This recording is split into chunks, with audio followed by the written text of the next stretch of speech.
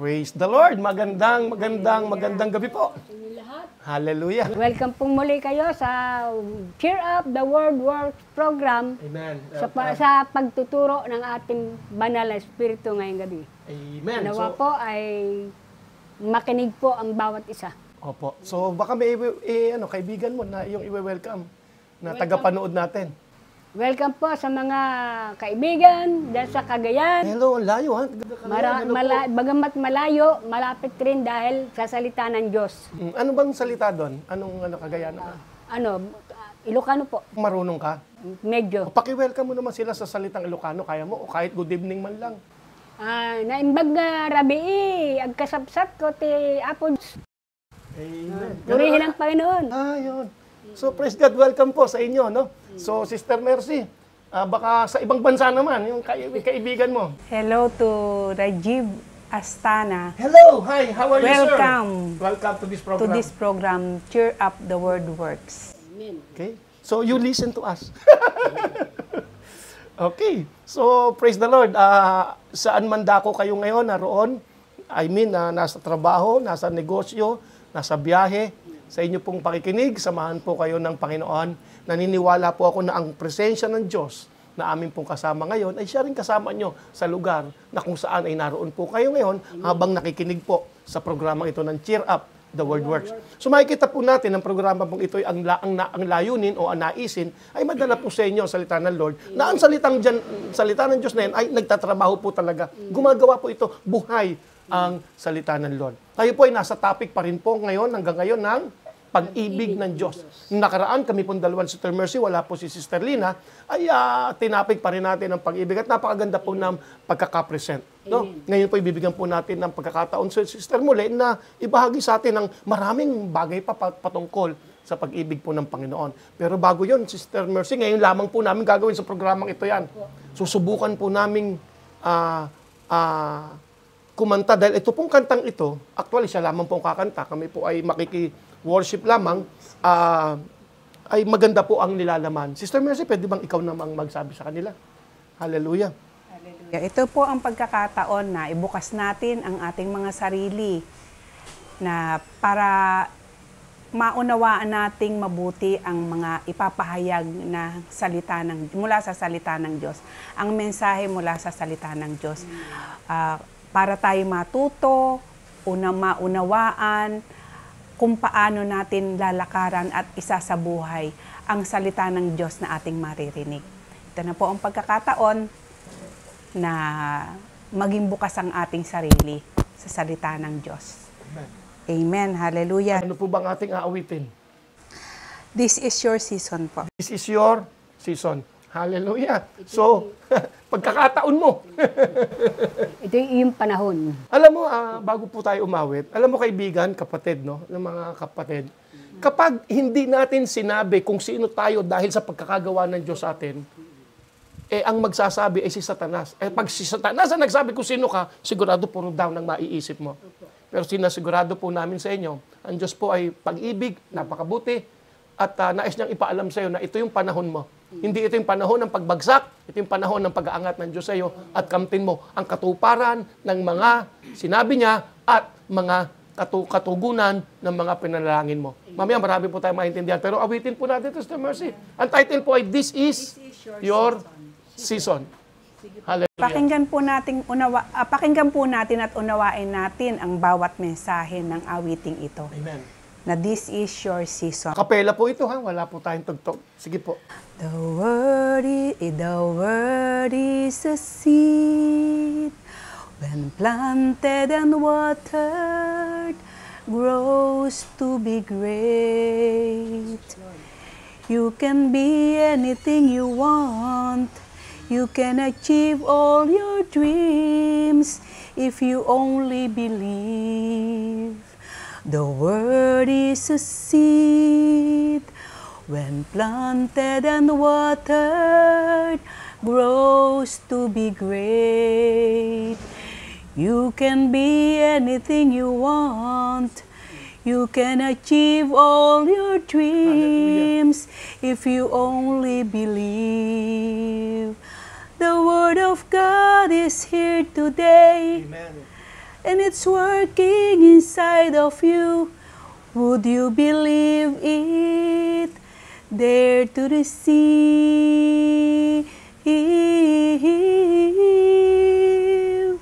In a world where there's seasons and times, this is your season. It's time to shine again. In the world where there's seasons and times, this is your season. Yes. It's time to shine again. It's time to shine again. You may be down, maybe discouraged. It has come to pass. Say, I'm strong, I'm strong. I'm bold. I'm bold. It's time to shine again. The Word of God is here today, working inside of you. Would you believe it? Dare to receive. In a world where there's seasons and times, this is your season. It's time to shine again. In a world where there's season and times, this is our season. It's time to shine again. It's time to shine again. It's time to shine again. Yes. It's time to shine again. It's time to shine again. Hallelujah. Woo! Praise the Lord. Thank you, Lord. Hallelujah. Thank you, Lord. Purihin ng Panginoon. Hallelujah. Sa Hallelujah. Diyos ang papuri, O Yes, Lord Lord. God. Hallelujah. Tulad po ng inilalaman ng awiting yon, dumating man ang problema, mananalo pa rin ang salita ng Diyos. Pero kailangan mong panaligan ito, kailangan mong tanggapin. So bago po natin dalhin o ipahayag ang salita ng Diyos, tayo po'y manalangin, dakilang Diyos, aming amang nasa langit. Pinagpapasalamat po namin ang iyong pagkilos sa aming mga buhay. Salamat po sa iyong pag-ibig. Salamat po sa iyong kalinga. Salamat sa iyong mga biyaya, sa iyong pagpapala, sa patuloy mo pong pagbibigay ng proteksyon sa amin. Salamat po sa iyong mga salita na aming madidinig din hanggang sa oras na ito.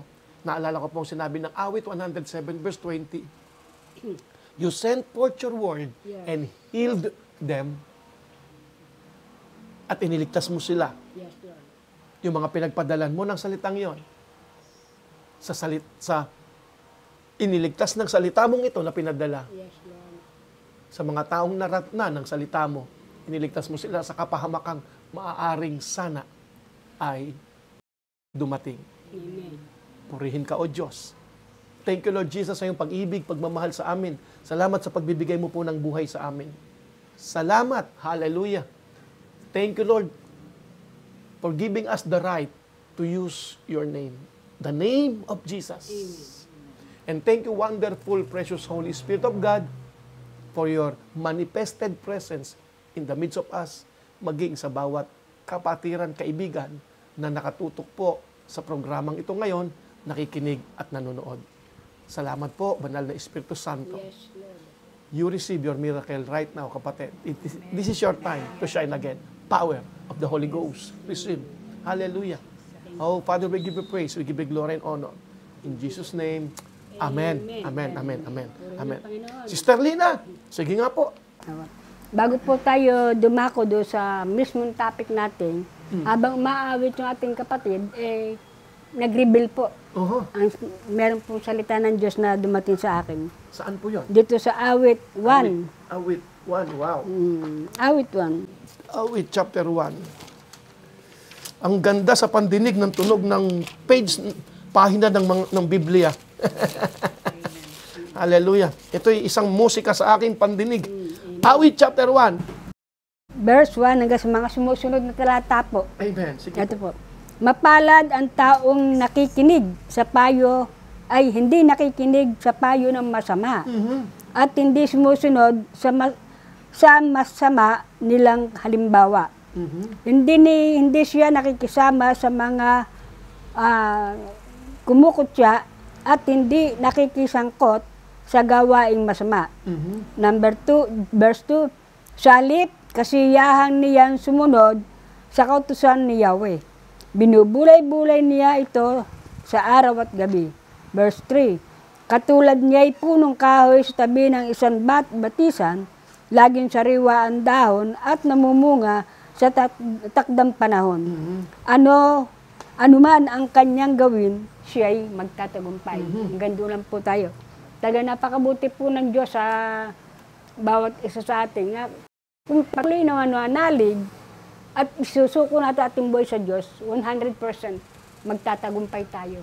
At kung yung ating pananampalataya, hindi po tayo magbabago. Hindi tayo magbabago kasi marami po pagka may mga tao na kapag makarinig lang ng hindi maganda, hindi na nila tinatanggap yung mga salita. Na-offend. Hindi dapat na. Isa po yan sa sikreto no? Do not be offended by the word of God. Huwag tayo ma-offend.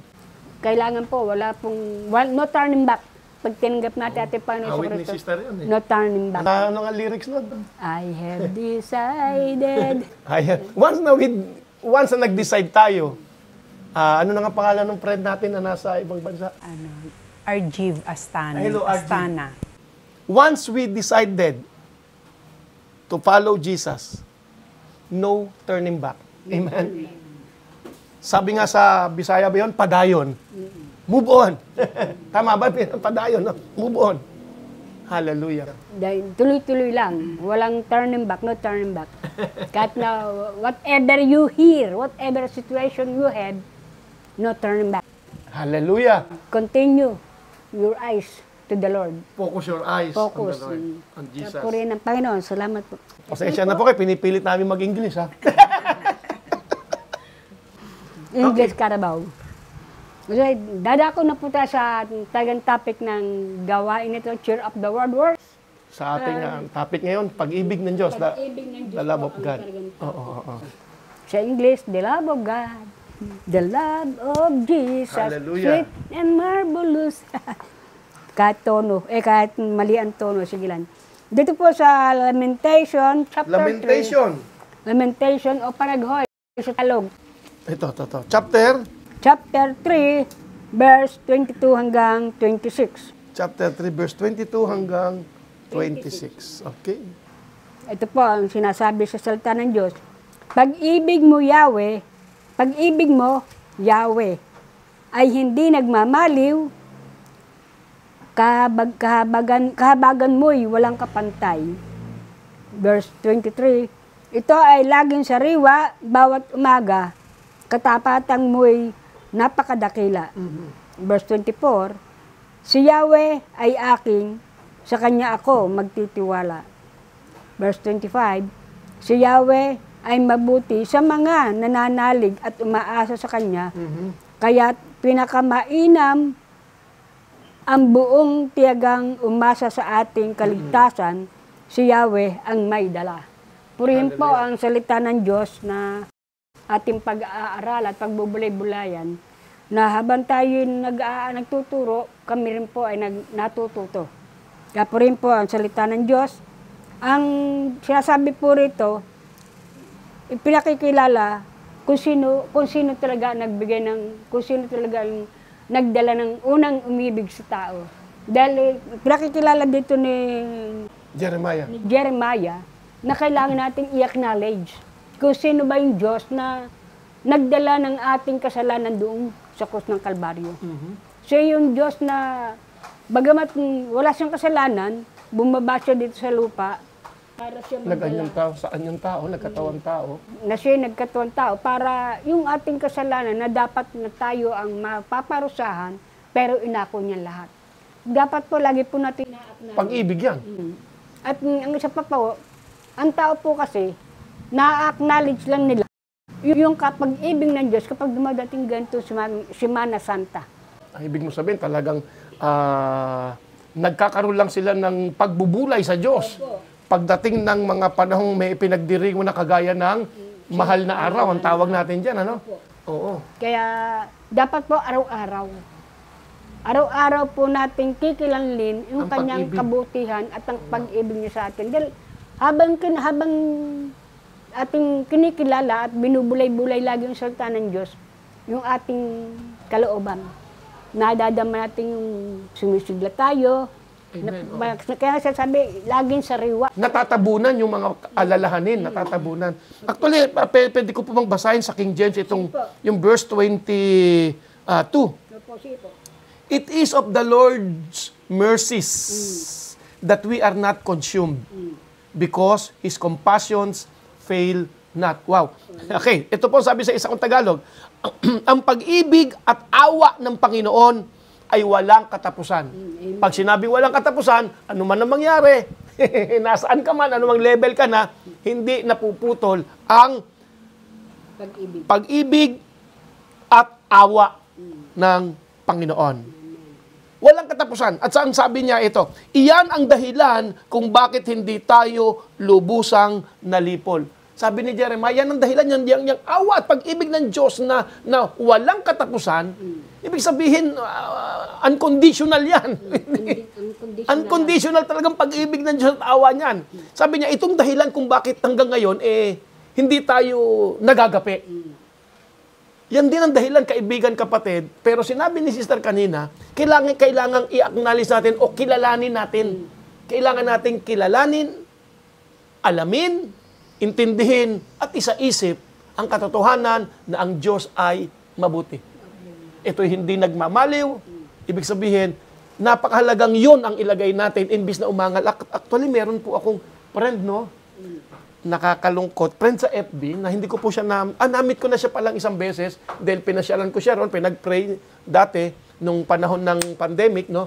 At maganda sana ang kilos ng Lord. Kaya lang, nanatili siya ron sa alam mong sabi niya, Diyos,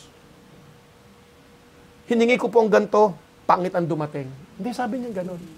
Okay ka, parang gano'n sabi niya, sinisisi ng Diyos, okay ka din. Kapatid,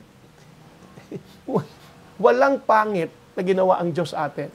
It is because lamang ng pagkakaunawa natin sa sitwasyon. Napakahalaga po ng sabi ng verse 22, isaalang-alang natin lagi, intindihin natin, unawain natin na ang pag-ibig ng Diyos dakila talaga. Walang hanggan. Ibig sabihin, anuman ang dumating na problema, kinakailangan naintindihan mo at alam mo, nakatuto ka ron, that God is love. Hindi totoo na ang Diyos ay may pag-ibig. Mali yung ganun pagpapakilala sa Diyos Hindi yung may pag-ibig siya sapagkat ang Diyos mismo ang pag-ibig. Pag-ibig mismo siya. Hindi lang siya meron nun, kundi siya mismo yon. At kung ikay lalakad, number 1, yung sa verse 22, kikilalanin mo yon, i-acknowledge, aalamin, uunawain talaga. Nakapokus ka doon. Malaking epekto po. Ano sabi mo? Magiging magaan. Magaan ang kalooban. Oo. Saka magiging masaya palagi, Pastor, pagka kayo lagi nakakonect sa Kanya Amen. Yung Sige, po tuloy mo. nararanasan po natin kapag nararanasan po natin ang Panginoon, yung bang kagalakan na sa puso, hindi na bang wala kang masabi, para bang mahirap i-explain kapag naranasan ng kabutihan ng Diyos, ang ibig ng Diyos about sa atin. Kaya kapatid, sa oras na to, meron din po akong sasabihin na i-share sa inyo na kapag po, kasi pagka ang tao dumadating doon sa pinakamabigat na sitwasyon. Ng buhay niya, parang pinakamadilim. Sabi ng Ephesians, di ba? Merong evil time. Meron. Sabi ng Ephesians chapter 6. Pero wag po nating ipopokus yung ating pananampalataya doon sa ganung bagay. Kasi kahit na tayo ay nakakakilala sa Panginoon, tapos yung isipan pa natin meron pa po tayong hindi sinusuko sa Diyos, ang dating po sa atin, lagi na lang tayong nagdadaw. May Hindi tama yun no? Ang magduda. Kung meron man tayong dapat pagdudahan mo yung duda mo. Huwag ang Diyos. Hindi nga. Kung meron kang dapat pagdudahan mo yung duda mo. Amen. Pero huwag kang magduda sa salita ng Diyos. Sapagkat sinasabi po namin to with love, hindi para i-open sa iyo ang isang katotohanan. Inuulit namin, kung meron ka mang dapat pagdudahan, yung pagdududa mo. Pero wag mong pagdudahan ang katotohanan ng pag-ibig ng Diyos at katotohanan ng katapatan ng Diyos. Nandyan, mababasa natin. Sige, pakituloy mo nga. Ito, ulitin ko po. Sa verse 23, si Yahweh ay mabuti sa mga nananalig at umaasa sa Kanya. Kaya't pinakamainam ang buong tiyagang... Unti-unti. Ito po ang pinakamainam daw. Pag sinabing pinakamainam, the best. Verse ano yun? Verse 26. 26. Ang sabi po ng King James, it is good that a man. Ibig sabihin ng man dito, hindi lalaki o hindi masculine o anuman. Ang ibig sabihin dito ay ang tao, isang tao. It is good, kapatid. Makabubuti sa atin. Makabubuti. Ano sabi ng 26? Kaya't pinakamainam ang buong tiyagang umasa sa ating kaligtasan, si Yahweh ang may dala. Siyang may dala, wala nang iba. Walang ibang magdadala ng kaligtasan, hindi sinong tao, kundi ang ating Panginoon Hesus lang. Kung titingnan natin ang konteksto nito, hindi ito kaligtasan lang na hindi ka mapupunta ng impyerno, mapupunta ka ng langit. Hindi lang ganon. Kung titingnan po natin ang konteksto nito, ay kaligtasan sa kabuhayan nila. Sa tagumpay, kaligtasan sa problema, kaligtasan sa anumang negative. At ang may dala lamang nun ay ang Diyos. Ibig sabihin, mas mainam, napakabuting sa Kanya ka mag-hope, maglagay ng pag-asa. Huwag mong buburahin yun, kaibigan. Hindi ang sitwasyon, hindi ang mga problemang dumarating. Kami po lahat dito ay dumaan sa ganyan. At patuloy na binobomba rin ng mga sitwasyon. Pero ito pong pambombang ito ay hindi namin tinatanggap sapagkat hindi yun galing sa Diyos. At alam natin na lamang, no, ang taong nagtitiwala sa Diyos. Sabi nga nung binasa mo kanina sa awit, mapalad ng tao, no, na buong tiwalang umaasa, nananalig sa Diyos. Wala na tayong ibang pwedeng puntahan pa. Sister Mercy, pakibasa po yung verse 26 ulit. Verse 26. Pinakamabuting magagawa ng tao. Oops, pakiputol. Yan ang pinakamabuti na magagawa ng tao. Ano daw po? Ay buong tiyagang maghintay sa pagliligtas ni Yahweh. Amen. Kasi, bakit mo hihintayin? Kasi siya yung may dala. Ibig sabihin, kung nasa isang sitwasyon ka, may sinabihan ako nito at lagi ko itong deklarasyon hanggat hindi ka nananalo, hindi pa tapos ang laban. Amen. Sinabi ko sa isang kaibigan, actually kasama natin sa church, no, na nasa isang matinding pagsubok sa kanyang trabaho dahil yung promotion na inaantay niya, maraming kumokontra. Maraming sumusulot.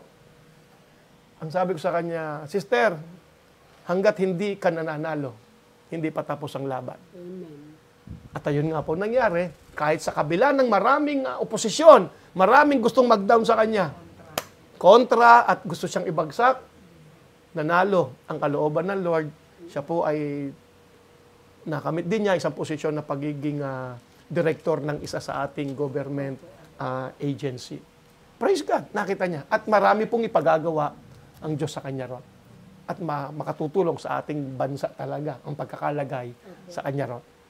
Kaibigan, hanggat hindi ka nanalo, huwag kang susuko. Amen. Kasi hindi tayo itinalaga ng Diyos na matalo. God destined us, itinalaga tayo ng Diyos na manalo. Itinalaga tayo hindi para matalo, kundi para manalo. Hindi niya tayo ginawa, iniregalo sa ating magulang, hindi niya tayo binayaang mapunta sa mundong ito para pahirapan. Amen. Ang sabi ng Philippians ba yun?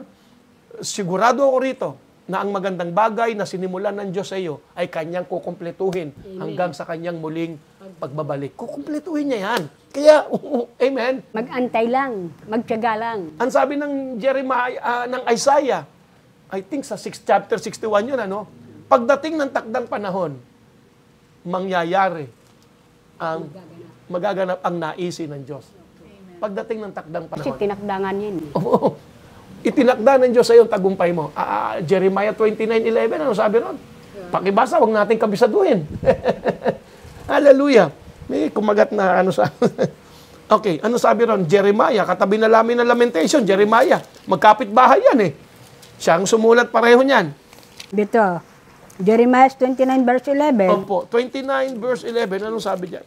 Kat, batid kong lubos ang mga plano ko para sa inyo. Uy, ay, ano kaya yung plano ng Diyos sa atin? Ang planong hindi ninyo ikasasama, kundi para sa inyong ikabubuti. Amen. Ito'y mga planong magdudulot sa inyo ng kinabukasan, punong-puno ng pag-asa. Amen. Hallelujah.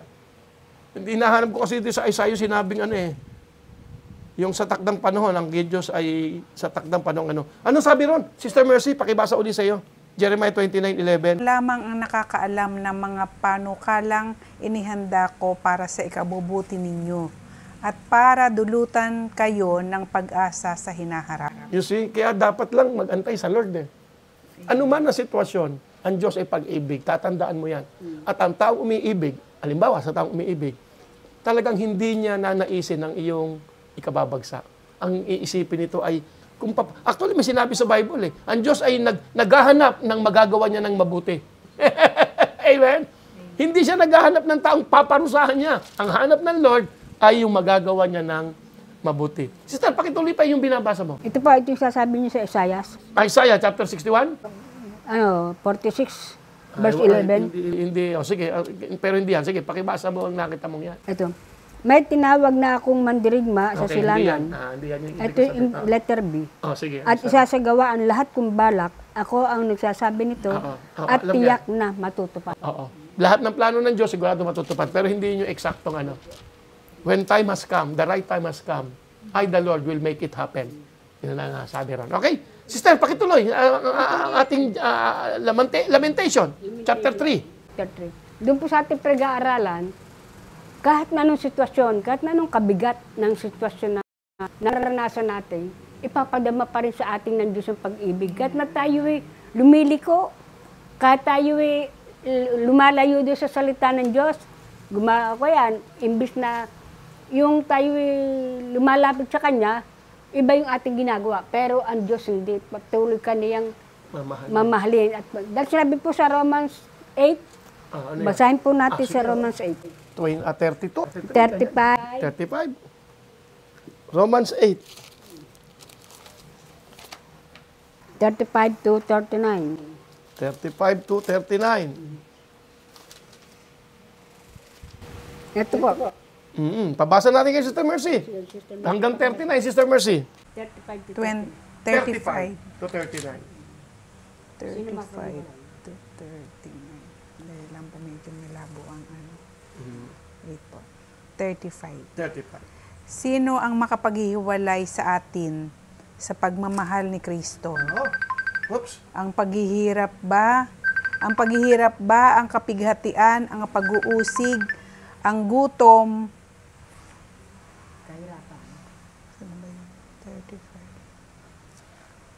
35. ang kahubaran, ang panganib o ang tabak, ayon sa nasusulat. Alang-alang sa iyong nanganganib, kaming mamamatay sa buong maghapon. Binibilang kami ng mga tupang pagpapatayin. Hindi ang lahat ng ito'y kayang-kaya nating pagtagumpayan. Amen. Sa pamamagitan niya na nagmamahal sa atin. Hallelujah. Okay na po ba yun, Pastor? Sige, patuloy niya, 38. Sapagkat natitiyak kong ang kamatayan, ang buhay, ang mga anghel, ang mga pamunuan, ang mga bagay sa kasalukuyan, ang mga bagay na darating, ang mga kapangyarihan, ang kataas-taasan, ang kalaliman o ang alinmang nilalang at hindi makapaghihiwalay sa atin sa pag-ibig ng Diyos. Pag-ibig na ipinadama niya sa atin sa pamamagitan ni Kristo Jesus na ating Panginoon. Maliwanag po na talagang Bible verse po tayo. Hindi po ito katahan ng tao. Kundi ito talagang isinagawa na ng Diyos sa atin. The reason po na kaya po namin ito sinasabi, dahil mahalaga pong malaman natin. Kasi ang isang bagay na hindi po natin alam, sabi nila, okay na, ang hindi ko alam, hindi makaka-epekto sa akin. Hindi po totoo yun. Sa ibang bagay, oo. Pero, alam mo, ang hindi mo alam, ay makakasama sa'yo. Amen. Sabi po ng Biblia, my people are perishing because of lack of knowledge. Dahil walang kaalaman.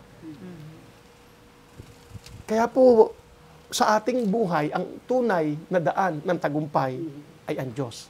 Ngunit kung hindi mo ito madidinig, ano ang iyong pananaligan? Ano ang iyong pananampalatayanan? Ano ang iyong pangahawakan? Kaibigan, kapatid, napakahalaga po ng mga pagkakataong ibinibigay mo. Hindi ka nawawalan ng oras, actually. Yung ibinibigay mong oras sa pakikinig sa mga programang kagaya nito na naghahayag ng buhay at banal na salita ng Diyos, hindi ka nawawalan. Amen. Actually, unti-unti ang salita ng Diyos ay natatanim sa iyo. At yung salita ng Diyos na yun ay kumikilos. Pakibasa mo sa Hebrews chapter 4, verse 12. Hebrews chapter 4, verse 12.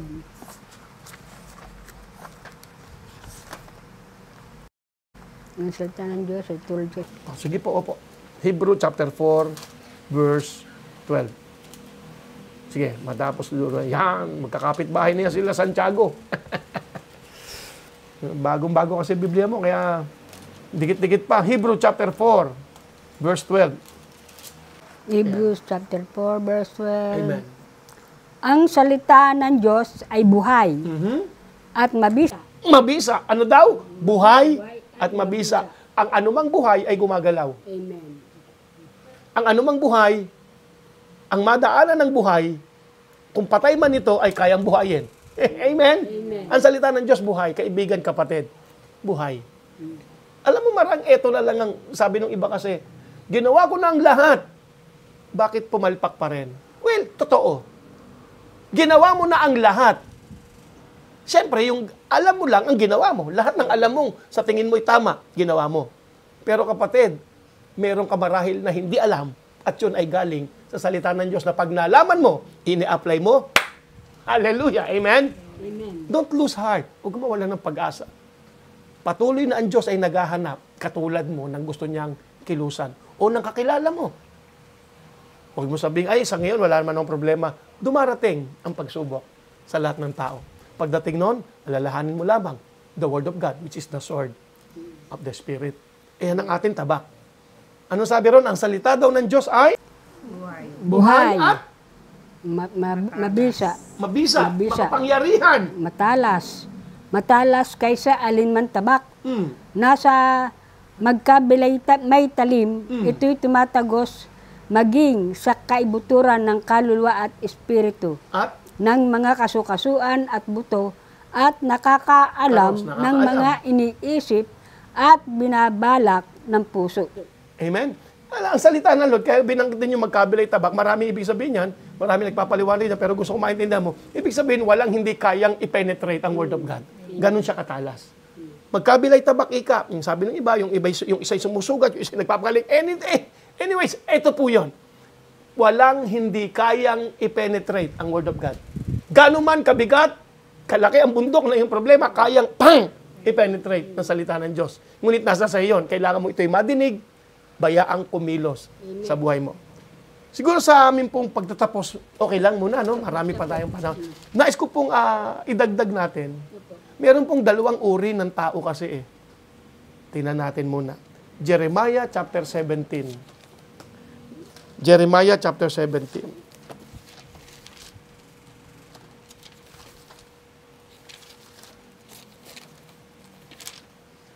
Jeremiah chapter 17. Kung sisimulan po natin, titingnan natin sa verse 5. Okay? Ito po ang sabi. Sister Mercy, pakibasa po ang verse 5 muna. Kaya wala man magtiwala.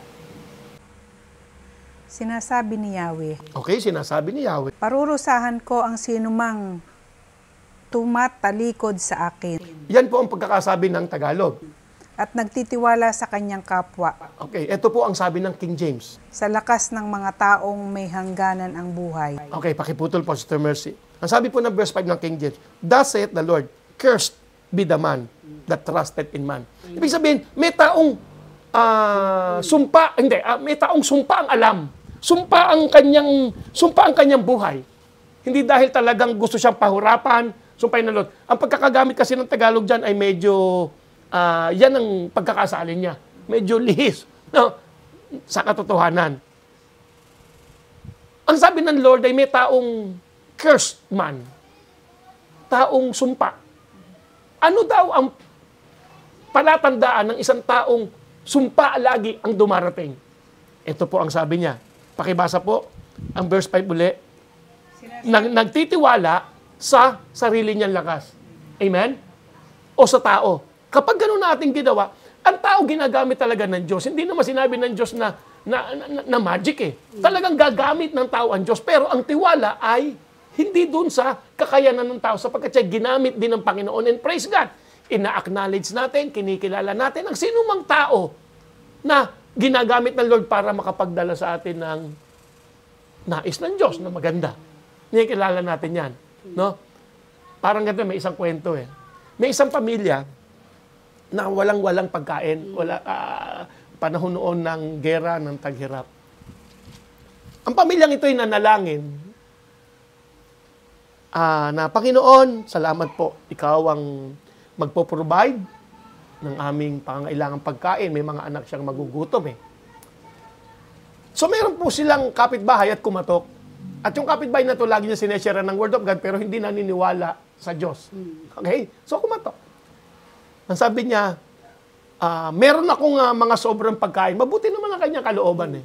At ito ay gusto kong ibigay sa inyo. So ang sabi nung lalaki, purihin ang Panginoon sa mga pagkaing bigay niya. Sabi nung kausap na hindi naniniwala sa Diyos, hindi yan bigay ng Diyos, sa akin galing yan. Ibinibigay ko sa iyo. Sagot uli ng tao, purihin ng Diyos sa pag-abot sa aking pangailangan. Hindi nga yan galing sa Diyos, galing sa akin yan. Purihin ng Diyos sa akin sa paggamit niya sa iyo. Naintindihan ng tao na kung anumang meron siya, ay kinaloob talaga ng Lord para magamit siya sa pangangailangan ng taong nangangailangan na anak ng Diyos. Kinikilala natin yan. Ginagamit talaga ng Diyos ang tao. Pero tulad nung lalaking yon na tumanggap, ang kanyang tiwala ay nasa Diyos. Kasi kapag ang tiwala mo ay nasa tao, nawawala ang tiwala sa Diyos. At ang sabi, ang isang taong nagtitiwala sa sariling lakas at nagtitiwala sa kakayanan lang ng tao, hindi niya kinikilala na kilos ng Diyos. No? Ang mga mabubuting gawa ng kapwa. Hindi niya kinikilala at hindi siya nakatuon. Ito ika ang kaugalian. Ito ika ang laging nakikita ng taong hindi sa Diyos nagtitiwala.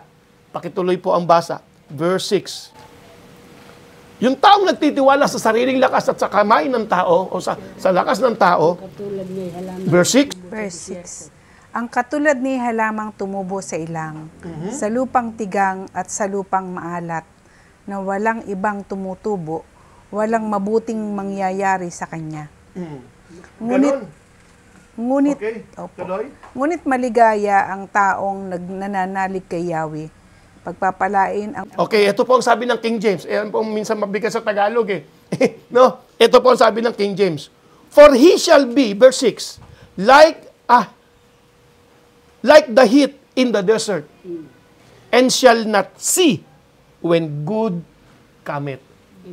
Hindi nakasulat sa inyo yan eh, no?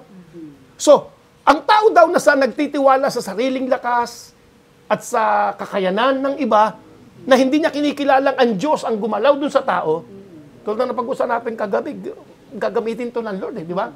Gagamitin ng Lord ng tao. Ngunit ang tingin niya isa na wala sa Diyos at nasa kakayanan lamang ng tao, ang sabi, yung daw taong ganon, na tinatawag ng Diyos na cursed man, taong sumpa lagi ang nasa isip, dumating man daw, he shall not see when good cometh. So, ang taong yun, dumating man ng maganda, hindi yun ang nakikita niya. Ang laging nakikita niya ay yung pangit na sitwasyon. Delikado po yun. Kailangan, ito, shall not see when good cometh. Kahit ang isang taong sumpa actually wala sa Lord, dumarating dyan ang maganda. Ang problema, hindi nila kayang kilalanin ang magagandang bagay na dumating sa kanila. Lagi silang nakapokus doon sa problema. Hindi po tamang pag-iisip yon. At ang tawag doon ng Lord ay cursed man, taong nasumpa. Hindi, yun po ang sabi eh. Now, ito naman po ang sabi sa verse 7. Blessed is the man that trusted in the Lord and whose hope the Lord is. Pakibasa po ulit, verse 7, Sister Mary. Ngunit maligaya ang taong nananalig kay Yahweh, pagpapalain ang umaasa sa Kanya. Okay, pakibasa sa iyo. Verse 7. Mapalad ang mga Mapalad. taong nagtitiwala kay Yahweh, pagpapalain ang umaasa sa Kanya. Okay. So, kung ang pag-asa mo raw ay ang Diyos, at ang tiwala mo sa Diyos, ang tawag sa iyo ay hindi cursed man, kundi blessed man. Amen? Pinagpalang tao. Ano ang katangian ng taong pinagpala? Ito po. For he shall be, ang sabi ng verse 8, as a tree planted by the waters, and that spreadeth out her roots by the river. And shall not see, listen carefully, and shall not see when heat cometh. Hindi niya na dumating man, sa taong nagtitiwala sa Lord, dumarating ang problema eh. Amen. Pero pag dumating man ang init, pag dumating man ang problema, hindi niya pinapansin yun. Yun ang taong pinagpala. Hindi naman natin may deny, may mga problema talaga eh. May atake sa katawan, may atake sa financial, may atake sa lahat. Pero sa isang taong mapalad, ang tawag ng Diyos ay blessed man. Ang kaisipan niya ay hindi pumansin ng pangit, ng mga sitwasyong hindi maganda. Pero ang cursed man, ang kanyang kaisipan, kahit dumating ang maganda, ang tinitingnan pa rin, o ang lagi bumubukas sa bibig ay ang negative na bagay. Mga nega. Don't be a cursed man. Be a blessed man. Amen? Dahil ang Diyos, napatunayan natin sa mga pinag-aralan natin, ang pag-ibig ng Diyos, ganon. Hindi tayo nakapokus doon, bagamat dumating man niya, pero hindi tayo nakapokus doon, na katulad ng kaisipan ng isang cursed man, na dumating man ng magandang pangyayari o pagkakataon sa buhay niya, hindi niya yun nakikita. Laging angal. Amen. Laging kulang.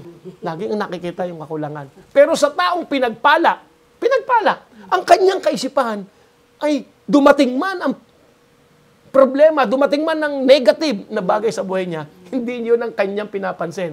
Ang tinitingnan niya ay ang Diyos na may dala ng kaligtasan para sa kanya. Hallelujah. Ito pong ating nadalang ito ay mahalaga po. I-close ko po sa awit 107 verse 20. Yan, magkakatabi lang yan. Awit 107 verse 20. Hallelujah. Awit 107 verse 20. Sige po, sister. Sister Lina. Awit 107 verse 20, ito po ang sinasabi. Sa salita lamang na kanyang pahatid, sila ay gumaling. At naligtas sila. Sa kapahamakan sana ay darating. So mayroong kapahamakan na pwedeng dumating sa sino man. Ngunit alam ng Diyos yun. Kaya ang ginawa niya, ipinadala niya ang kanyang salita. Ngayon, kapatid, pinadala niya. At alam mo po ang gagawin ng salitang ito na buhay at makapangyarihan. Ililigtas ka nito sa kapahamakang sana ay darating. So, may darating na kapahamakan, ngunit dahil ikaw ay nagtitiwala sa Diyos dahil sa kanyang salita na iyong binubulay, dumating man yan, hindi yan ang iyong makikita. Amen. Hindi siya makaka-apekto talaga sa iyo. Maari kang kalugin yan, pero hindi ka mababagsak. Parang yung yung sabihin ni Jesus sa mga disipulo, pumunta kayo sa kabilang ibayo. Nung nasa gitna na sila ng karagatan na kanilang tinatahak, ay nagkaroon ng unos. Sabi ng Diyos, nasaan ang inyong pananampalataya? Kasi meron. Sabi ng Diyos, nasaan? Ba't hindi nyo in-apply? Sa simula pa lang, sinabi ng Diyos, humayo kayo. Hindi sinabi ng Diyos na sumakay kayo ng bangka at malunod kayo sa gitna. Walang plinanong ganun ng Diyos sa kanila. Ang sabi ng Diyos, sumakay kayo ng bangka at pumunta kayo sa kabilang ibayo. Ganun ang plano ng Diyos sa buhay mo. Dumating man ang unos, tandaan mo, gusto ng Diyos na marating mo yung maganda niyang plano. I know my thoughts and plans for you. Plans for your welfare and not for your disaster. And plans to bring about the future you hope for. Hanggang sa kabilang ibayo. Yun ang nais ng Lord, marating mo. Ngunit para po ito'y mangyari at maganap sa iyong buhay, kinakailangan mo munang tanggapin ang Panginoon sa iyong buhay. Amen? At si Sister Mercy po, baka may sasabihin pa po kayo, ang mag-guide sa atin sa pagtanggap, panalangin ng pagtanggap sa ating Panginoong Jesucristo. Ano po ang inyong nais mo nang sabihin? Tungkol po dun sa pag-ibig ng Diyos na naging topic po ngayon, meron pong salita ng Diyos na palagi ko pong binibigkas araw-araw. Ito po ipinakita sa akin ng Panginoon dahil marami po kasi akong mga pinagdadaan ng struggles po sa pinansyal. Pero dahil po dun sa salita ng Diyos na sa Colossus chapter 2 verse 14, Colossians chapter 2. pinawalang sabi po dito. Wow, opo. Ang sabi po dito, Chapter 2. kasi po ang sitwasyon ko po is napakarami ko pong mga pagkakamali na desisyon tungkol po sa pampinansyal sa negosyo po namin. Maraming beses po akong marami pong beses akong sa dami po ng mga pagkakamali ko, hindi ko po na dahil po sa desisyon ko po, ang paraan ko pong sarili, ang nagiging desisyon ko, hindi po ang sistema ng Diyos, kundi sistema, sarili ko dumaan pong ka sa ganung sistema. pangyayari. Opo, kaya napakarami ko pong pinagdadaanan ngayong problema sa pinansyal. Pero dahil po sa pag-ibig ng Panginoon, pinakita po sa akin ng Lord, ito pong salita ng Diyos na to, na ginamit po yung librong binigay sa akin ni Pastor Sid, na ito po ang sinabi sa Colossus chapter 2 verse 14. Kasi sabi ko nga po kay Pastor, para pong sa dami po ng mga pinagdadaanan kong problemang pampinansyal, parang gusto kong mawala ng pag-asa. Dahil sa takbo po ng sitwasyon ng aming negosyo, hindi po ganong ganda ang takbo, na parang sa tingin mo parang hindi kakayaning makabayad ng utang doon sa sitwasyon ng negosyong ito. Pero sabi ng sa Colossus chapter 2 verse 14, pinawalang bisa ang lahat ng kasulatan laban sa atin. Pati ang mga pananagutang kaugnay nito. Pinawi niya ang lahat ng ito nang ipako siya sa krus. Ang pagkaunawa ko po, Ang revelation tinanggap. ang revelation pong tinanggap ko, kaya ito po, pagkada po ito babasahin ko at binibigkas ko po ng aking mga labi, napapaluha po ako. Hindi po ako napapaluha dahil ako po'y nalulungkot. Napapaluha po ako dahil po sa kagalakan, dahil may salita po pala ng Diyos dun sa ganong sitwasyon na pinagdadaanan mo. Ang nakikita ko po dito, yung pag-asa. Yung pag-asa na walang imposible pala sa Panginoon. Yung pag-asa na may magagawa ang Diyos kung tayo na nasa sitwasyong napakabigat, napakahirap na sa atin, sa tingin natin imposible. Wala pala, sa Diyos walang imposible. Kaya po, kada po bibigasin ko tong salita ng Diyos na to, araw-araw, pinananaligan ko po ito na,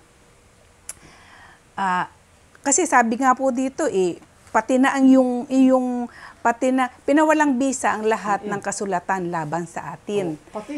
Pati na ang mga pananagutang kaugnay nito. Ibig sabihin, yung mga pananagutan natin, walang bisa na, mawawalang bisa na, walang bisa na, pinawi na ng Panginoon sa pamamagitan, dahil ang lahat ng ito ay kasama na ni Jesucristo nang ipako sa krus. Lahat ng sumpa. Lahat ng mga bagay na pangit sa ating buhay, kasama na ng ating Panginoong Jesus nang ipako sa krus. Kaya po, yun nga po. Pero, kasi po, sa pamamagitan po nito, kaya ko po nararanasan yung, kahit po paulit-ulit ko po itong binabasa, nararamdaman ko po yung pagkilos ng Diyos, ng salitang ito sa aking puso.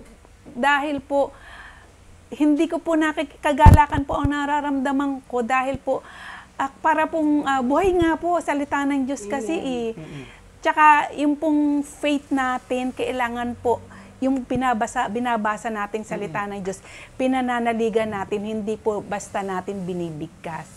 Kaya nga po, sabi nga po sa Mateo chapter 11 verse 23, ang sinasabi ko sa iyo, ang sino mang magsabi sa bundok na iyon, lumayas ka, tumalon ka sa dagat. Yung pong bundok ay sumisimbolo sa problema. Lumayas ka, tumalon ka sa dagat nang ikaw ay nananalig at hindi ka nagdududa. Na mangyayari, Na mangyayari ang sinabi mo. Amen. Ito'y gagawin sa iyo ng Panginoong Diyos. Kaya salamat po. Salamat. Kaya super nagpapasalamat po ako sa Panginoon dahil may mga salita ng Diyos ay totoo, buhay, ito'y matalas, makapangyarihan, mabisa, magkabilay talim. Totoo po ang salita ng Diyos. Kaya ano man po ang pinagdadaanan ng bawat isa, Amen. may Diyos po eh. Kaya kung kahit tayo po ay nasa Panginoon, mararanasan natin yung kapayapaan, kagalakan, na hindi natin, pagka po kayo kasi may kagalakan, hindi po natin, tsaka may kapayapaan sa Panginoon, hindi po natin makikita yung mga problema. Amen. Hindi po natin makikita yung mga problema. Kaya, para po maranasan natin ang ganitong bagay na nararanasan ng bawat isa na nasa Panginoon, na tumanggap na sa Panginoong Hesus, tanggapin po natin, bigkasin po natin ang panalangin ito, sumabay po Hallelujah. kayo sa panalangin ito. Hallelujah. Sige po, tayo po manalangin. Panginoong Hesukristo, Panginoong Jesucristo, sa oras pong ito, sa oras pong ito, binubuksan ko po binubuksan ko po ang aking puso, ang aking puso, ang aking buhay ang aking buhay para sa iyo. para sa iyo. Panginoong Hesukristo, Panginoong Jesucristo, tinatanggap kita tinatanggap kita bilang aking Panginoon. bilang aking Panginoon. Nananalig po ako Nananalig po ako at nananampalataya at nananampalataya na ikaw, Panginoong Hesukristo, na ikaw, Panginoong Jesucristo, ay namatay ay namatay para sa akin. para sa akin. At sa ikatatlong araw, Sa ikatatlong araw, ikay nabuhay muli, ikay nabuhay muli, Panginoong Jesus. Panginoong Jesus. Salamat po Salamat po sa kapayapaan, sa kapayapaan, sa kaayusan, sa kaayusan, sa katagumpayan sa katagumpayan, ng mga tatamasahin ko. ng mga tatamasahin ko. Matapos kitang tanggapin, Panginoong Jesus, Matapos kitang tanggapin, Panginoong Jesus, nagpapasalamat po ako nagpapasalamat po ako sa buhay na walang hanggan. sa buhay na walang hanggan. Salamat po Salamat po sa karapatang sa karapatan maging anak ng Diyos. anak ng Diyos. Panginoong Hesukristo, Panginoong Jesucristo, ikaw na po ang maghari sa akin. ikaw na po ang maghari sa akin. Amen. Amen. Hallelujah. Congratulations. Congratulations po sa mga tumanggap sa Panginoon. Prayin po ang Diyos sa gabi ito dahil muli nagkasama-sama tayo at nawa po muli po tayo magkita-kita sa susunod na episode. Ng Cheer Up, The Word Works program. Lagi niyo pong tatandaan, God loves you. You are blessed. Okay? Amen. Bye-bye. Next. God bless you. Love you. Praise God forevermore.